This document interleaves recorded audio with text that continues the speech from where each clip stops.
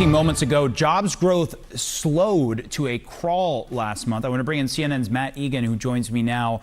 So what are these numbers? What are we seeing in this? Well, Omar, look, after years of resilience, the U.S. job market looks increasingly fragile, especially after the latest numbers that just came out. So this report just moments ago shows the U.S. economy added 22,000 jobs in August. That is very low. It's also just a fraction of the 77,000 jobs that had been expected. The unemployment rate went up to 4.3% from 4.2%. That was expected, but this is notable because this is the highest unemployment rate since October of 2021, and it breaks a stretch where the unemployment rate had kind of stayed in this very low range. Still relatively low, but moving in the wrong direction. The other big news here, though, is what happened as far as revisions. We saw that July was revised a little bit higher, but more important was June. June was revised from a low number of just 14,000 jobs were added to now negative 13,000 jobs. It's not quite showing up on that bar chart, but June is the first month where the U.S. economy lost jobs since December of 2020 during COVID. So this breaks a nearly 5-year stretch of. Well, it seems kind of obvious that after COVID, you'd gain jobs like in record numbers, because prior to COVID, we were fully in a functioning economy. COVID comes along, everything fell apart. And then after we got a handle on it, got the vaccine, the numbers started dropping on the COVID deaths and illnesses, everything started to recover up to now. I think we're at a point now where you can only grow in record numbers for so long. And I believe we're kind of entering that stage now, or that's one of the part of the reason, not like that's completely it.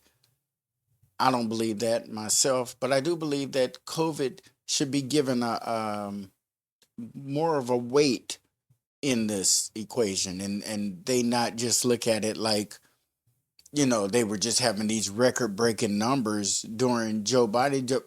Trump came in, and the COVID vaccine was on the end of his time and on the beginning of Biden's time, at almost equally. And it had its effect, both negative and positive, on both administrations, but definitely positive on Biden as far as job growth. If you compare Joe Biden's job growth numbers with any president's, it'd be hard to match. Impossible to match. After COVID, and he comes in on the end of that with the vaccine just newly being introduced, that got people back in the workplace. That got everything booming again and moving again.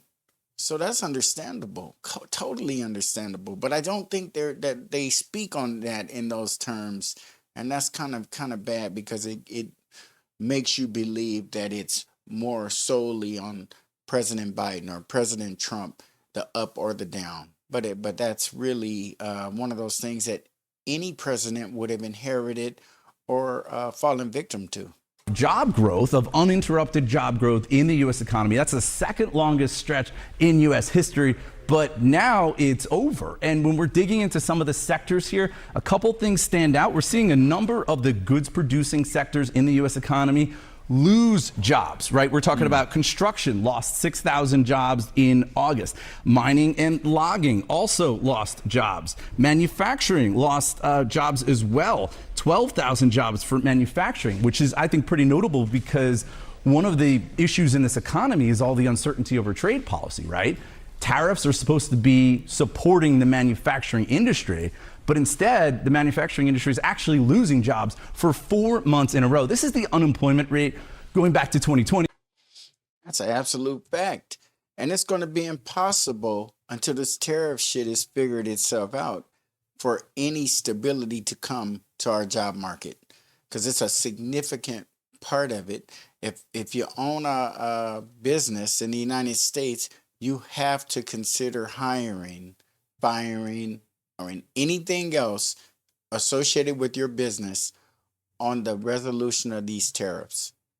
Trump has something going right now that could work in the favor or could really tear some things apart in the country economically. But the Democrats and the Democratic leaning shows are pounding this tariff talk in to the point. It's crazy.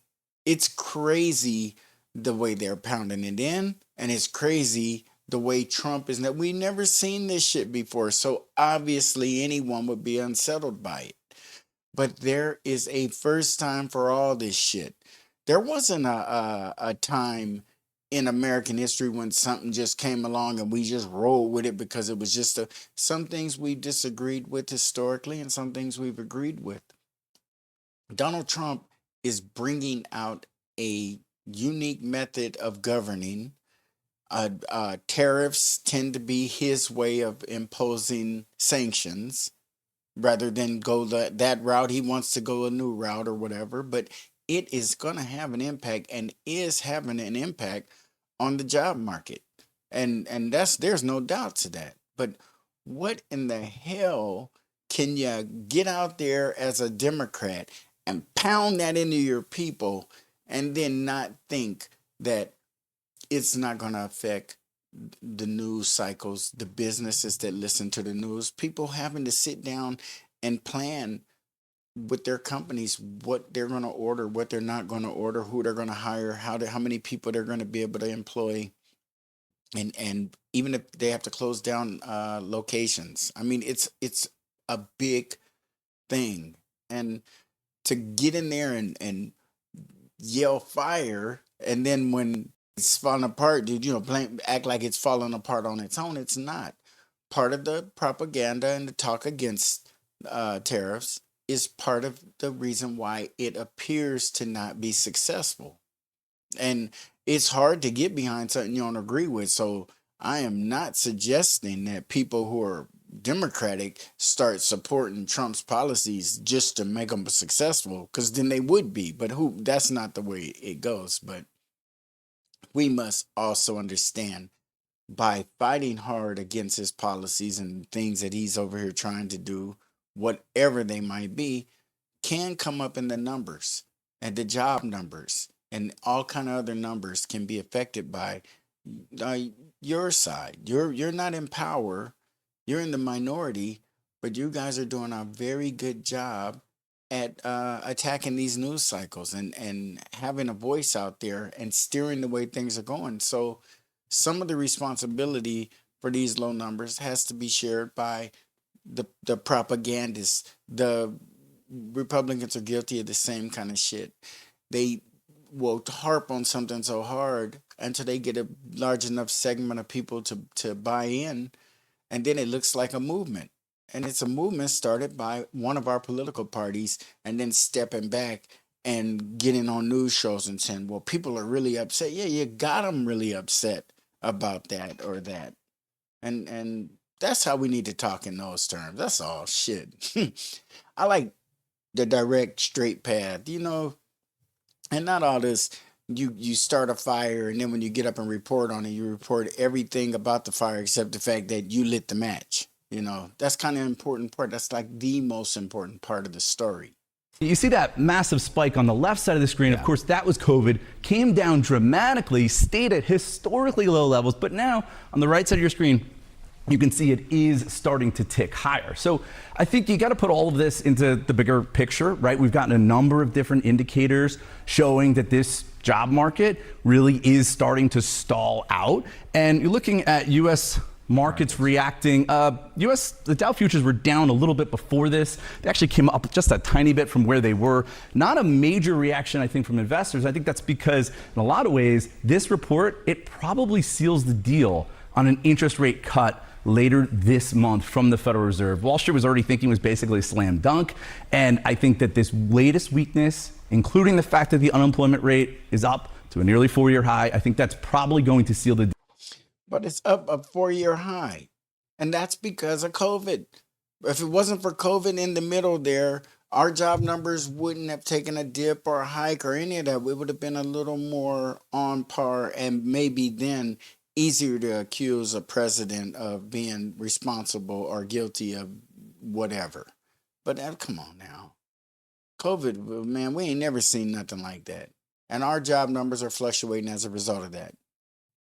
Trump comes in, and like, I guess when you think about it, any president who has an idea, an agenda, a goal, a plan, you don't get elected in as a president on it at all just to follow the norm, to keep doing what they've been doing.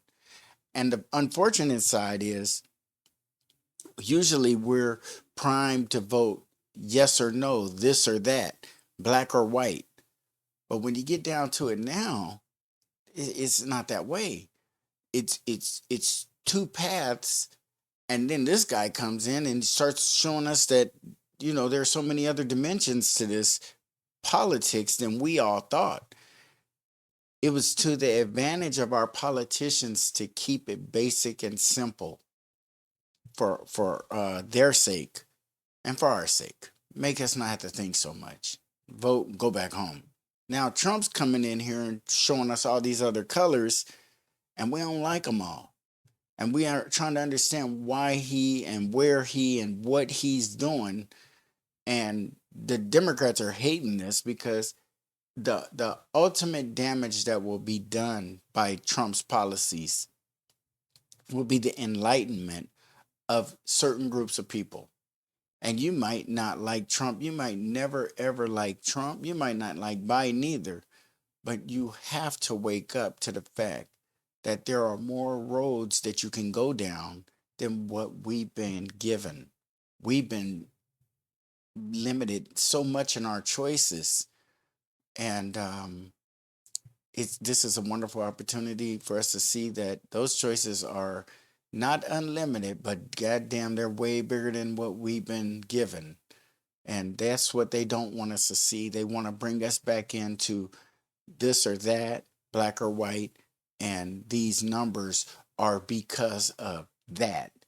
And a multitude of things. It's a lot of shit that goes into job numbers and things like that. And they need to speak about all of them appropriately, apply the right amount in right places, be fair, and then we gonna draw our own conclusions. So we should learn to draw our own conclusions and our own opinion, and not look at a channel like these people are.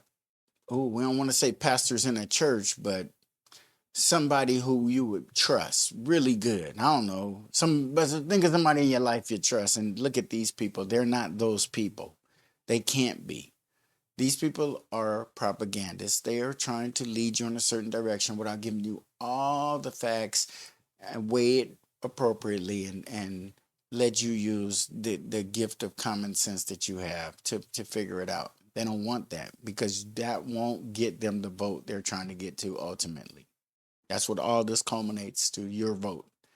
And just so we know, these job numbers are disappointing if you're a person who lives in a reality that's not this one. You can only grow at a particular pace for so long when you're in a recovery. We were in a recovery. Now we are, so to speak, recovered. So you're not going to continue after they have gotten us back to where we kind of naturally fall in. There might be a bit of a dip, there might be a bit of a rise, but this is where our normal operating range is, right in here, and we're achieving it. That's when interest rates and employment rates and all these other things can be more directly assigned to a president and not to an event. But right now, it's just a big old game, man. Everybody want to hear the real. Everybody want to hear the truth, so that we can find that we have a whole lot more stuff in common with our fellow person on the street, but not without an understanding. People who you disagree with the most probably have the least amount of an understanding, and they will argue with you only to back where they got their information from. And it's no need to argue with people about anything. If you feel confident in what you're saying and what you believe and who you like to listen to, you should continue doing that, and not let someone else come in and tell you, oh, you listen to that person? Oh, no, I can't stand that fool. and they they might not understand that person, they might not agree with that person, they might not like the way that person look. It's all kind of shit, but what you gonna do? Except expect the sources that you get your news and your information from to give you more of it, more avenues of understanding, so that you can then say, wow, you feel like they've exhausted their part of the job by giving everything as far as information. When you think of news, you think of information, and they've given you that. And you should be able to work from that. But they don't. They limit and tweak it and then deliver it. Deal on a rate cut from the Fed, which is obviously something the White House has been calling for. Of course, they wanted a cut because of low inflation. That's probably not the reason, right? The reason would be because of low hiring. And of course, this is the first jobs report since, the controversy over the regular reporting of jobs numbers last month. And so even these numbers could get revised in the future. But as you just laid out in June, the numbers could also get revised down. Right. Absolutely. Absolutely. Look, revisions are normal. Well, you know what happens when you start doing that shit? Trump will fire you. Ain't gonna be no man. And I agree, though. I do. They need to figure out an appropriate time to release job numbers, and that's it. You don't release no job numbers and then manipulate them up or down and say because all of them, they wasn't all in, don't issue them. But somebody manipulate these numbers, Trump gonna be coming for them. But I would too, though. You can't be doing that shit. You have to let people have more of a solid footing. Hey, why does it take 5 months for job numbers to come out from November? Well, because we want them to be complete. We got to give you the complete numbers and with accuracy and confidence. And if we don't, there will be revisions and then people will start questioning. That's how it is. That's understandable, but at least you told them why. But instead of just giving them a number and saying, okay, we know you need to, you don't give a final number if it ain't a final number. It happens, right? As the BLS gets new survey responses in from the businesses they talk to, they're going to update their numbers just like a meteorologist who updates their hurricane forecast when they get new data. Unfortunately, these updates, though, they've been mostly coming into the downside and again showing that hiring has really stalled out here. And it's negative in June. It's just the floor of that graph is zero. Negative, exactly. We can't see it. Matt Egan, thanks so much. Appreciate being on the Breaking News as always. Kate? All right, let's work through this and keep that wall moment up, if you will, guys, especially with the revisions, because that was something that I know that Matt and I were talking about earlier. As we bring in now CNN global economic analyst Rana Foroohar. She's also the global business columnist and associate editor of the Financial Times. Rana, Matt laid out the numbers as they come in. Before we dive in, just your overall take. What sticks out to you? Yeah, it doesn't surprise me. I've been thinking for some time that we were due for weakness, even possibly a recession. A couple of things that are notable, those manufacturing numbers, that really belies the idea that these tariffs are going to somehow bring back jobs. Jobs in manufacturing are increasingly being done by technology. I think also that interest rate cut that Matt was talking about, we are probably going to see that in the fall, and that may keep the stock market up for a while. But ultimately, the market does connect with the economy. And if you continue to see a slowdown, you're probably going to see a market correction at some point, too. Gosh, she sounds a little dismal and bleak, because she is not a supporter of what's going on in the government right now. These are the people who we believe, they hope, that we believe are there neutrally, who have no dog in the fight. They're just giving us the numbers. And they are, but with too much information on the back end of that. Too much information that is subject to being questioned by somebody else. Somebody else might be like, oh, hell nah. Because you're, for the most part, an analyst and an expert, and your area of expertise is forecasting. Guessing. And you can be wrong a whole bunch of times and still be considered a high-level person and respected and sought after in your field. You're not psychic, and you're being reasonable and using reasonable information that's available to you. But the problem is now we have too much party-leaning shit going on, and look what the result is. This lady, it makes it sound like it ain't no hope for what's going on with these job numbers. She kind of felt it was coming. Well, gee, after a pandemic, you would. Adding this, you have to kind of add it all up into. There's a lot, right? You've got the data that you're working through, and then you've got layered on top of it a whole lot of politics. Revisions were the huge story last month, led to Trump blaming and firing the head of BLS for it, accusing her of intentionally cooking the books without evidence. What do you see in the revisions and the uncertainty that is kind of being sown around just the gathering of this data now? Yeah, really good questions, Kate. The revisions, again, don't surprise me. We often see big revisions. It's about getting more data, parsing it through. It's really about being more accurate. This is almost always the case. So, not surprising at all. It ain't.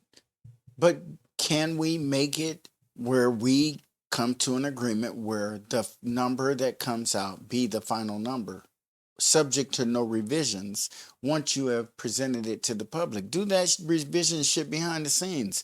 And once the person who is the gatekeeper there is ready to release this information to the public, then he talked to the president and all his folks and say, we good. Is that the right number? You know, drum roll, please, and then release it. But don't release it and then be like, some more information came in. Well, you shouldn't have gave me that shit then. You got me out here looking bad. I totally understand it. That makes sense. What is the hurry?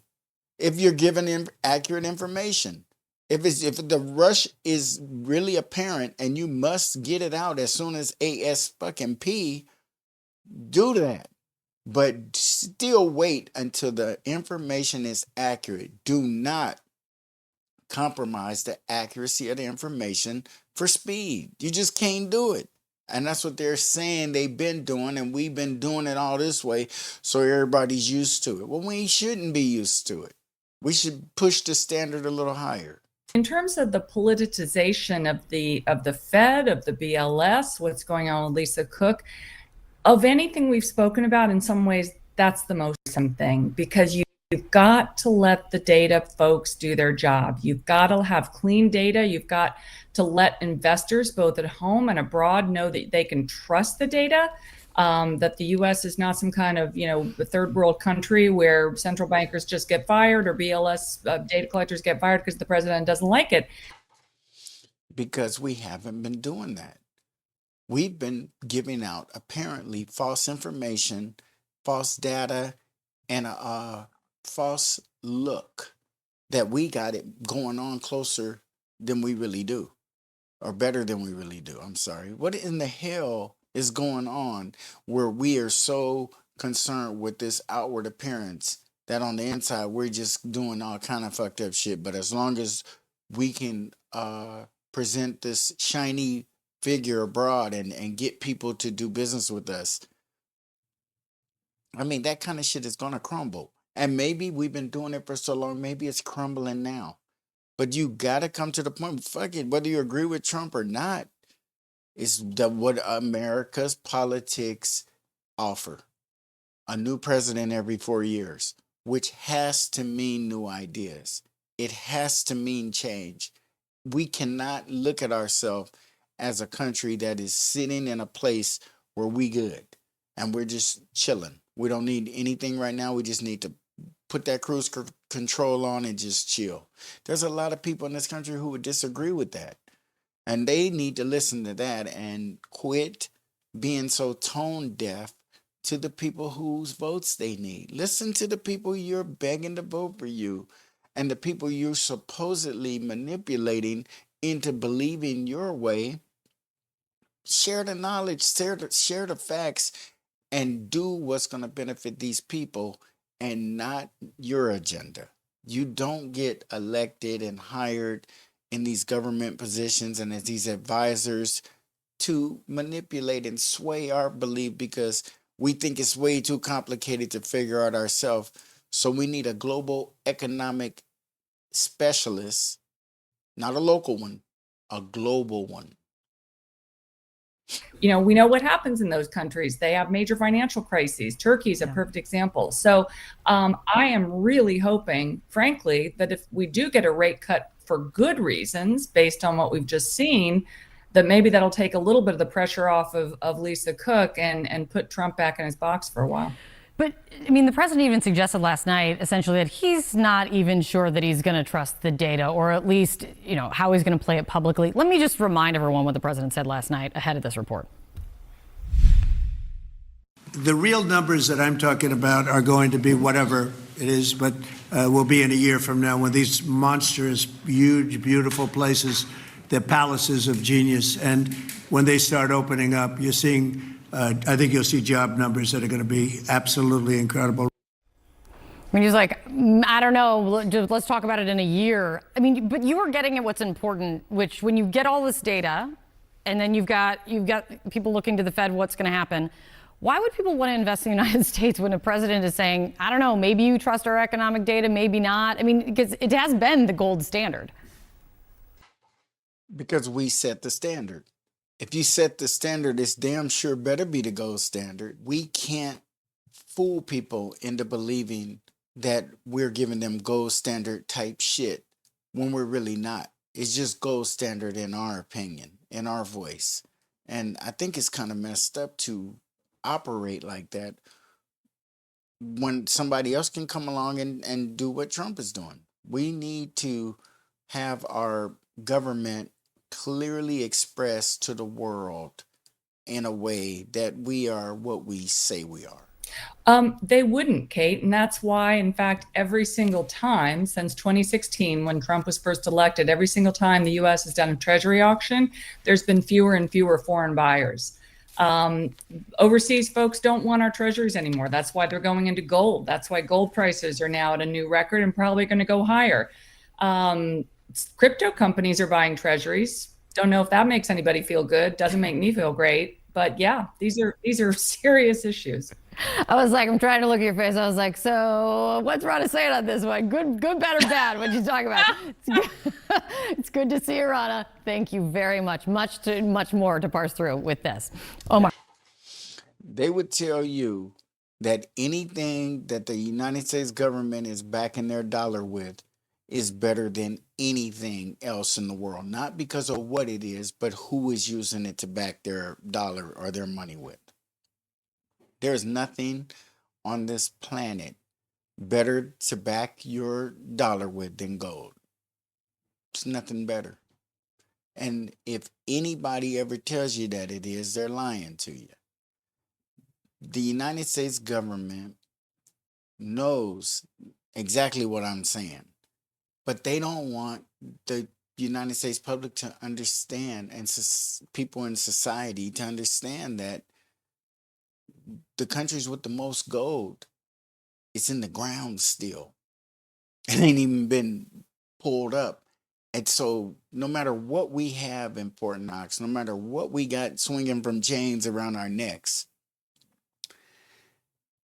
the undiscovered gold and the potential for the countries with it to truly change the economics of the world, but they're being resisted by people like this global economic activist specialists by telling you that the best ain't really the best. The best is what we say the best is. And that's where we have that disconnect. Because, if we are being lied to, the last thing we should be doing is carrying that on and lying to somebody else. Let's at least break the chain. Be like, hold up now. That shit don't make sense. Let me figure it out before I repeat this to somebody, before I go further. And they're out here intentionally creating harm. Because anything that ain't the truth is harmful. A lot to talk about here. Joining us now, CNN political commentator Kate Bedingfield. Also with us this morning, Republican strategist Neil Chatterjee as well. Good to see you both. All right, so let's start on the jobs numbers. Neil, I'll start with you. What's your initial reaction to what we're seeing here? Yeah, look, I mean, It's going to take time. Yeah. The president was elected to be a change agent, and some of the steps he's taking on the trade front, on energy, on pushing AI and data centers, it will take time for this to be reflected in the economy in jobs reports. So disappointing numbers for sure, but I think it's just a data point at this juncture. Let's give it some time. Let's let these policies sink in. Let's see the economic impacts of the tax cut legislation that was signed into law last month. Let's give these policies some time to come into play, and I think we'll start to see the economy pick up as a result.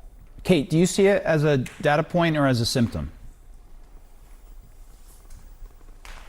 Look, I got to say that as a political matter, the argument, let's give it time, doesn't land well with people. And I say that as somebody who sat in the Biden White House and who watched throughout the 2024 campaign as Democrats tried to make the argument that some of the economic pieces that Biden had put into place would yield benefit over time. And they may well. But as an immediate political matter, that's not a great argument. And as we see, the data shows people are feeling less and less confident about the economy as you have Trump doing things like firing the head of the BLS and bringing less credibility to government data. It just continues to create this sense that things are not on the right track economically. And I think this is going to be a political problem for him. And these numbers reinforce what people are feeling in their communities all across the country.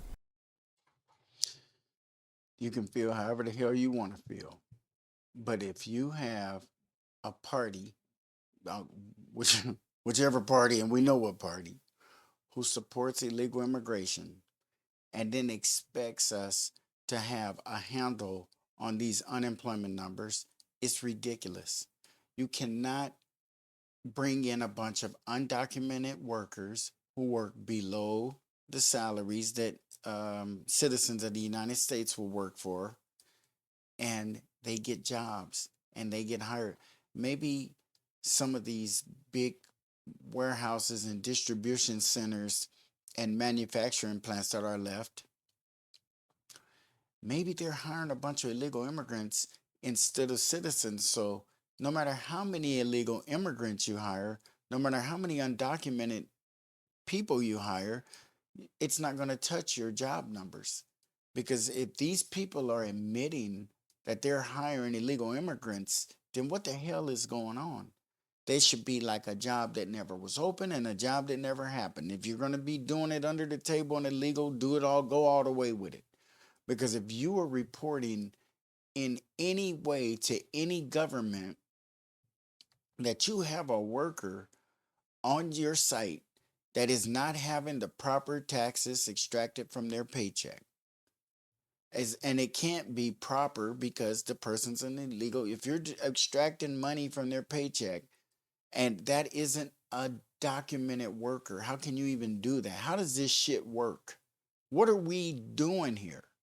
How can we expect for this to ever make sense if we're going to continue to allow illegal workers into our workplaces, working alongside, in some cases, American citizens, people who are citizens of the United States, and they work alongside somebody who could, by lack of training, communication barrier, do something that could kill them, operating a forklift or another piece of equipment that could actually kill someone.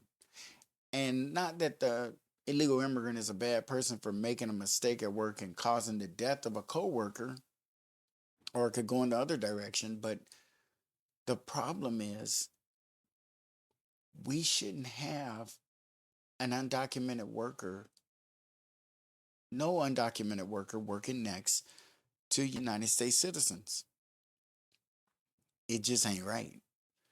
And I don't understand what part of the government thinks it is. And if they feel we should have illegal immigrants in this country, then I believe we should have a appropriate amount of illegal immigrants in Congress to represent the illegal immigrants that Congress knows are here. Whatever amount of them that are in the country, sprinkled throughout, give them representation. Give them an illegal immigrant to sit in Congress and represent them and their voice, so that we can at least feel like if we're going to support them and let them in, that they're going to be fought for properly and not by the Democrats or the Republicans. Somebody who's really looking out for them. If you're going to let them in, shit, they deserve the representation. You want to count them in the census? You want to do whatever you're doing with job numbers. The job numbers is messing me up, you guys. I don't understand why and how you're ever going to get accurate numbers when you're incorporating an undocumented entity. It's kind of crazy. Like, comment, share, and please subscribe. And we see you on the next Black Popcorn.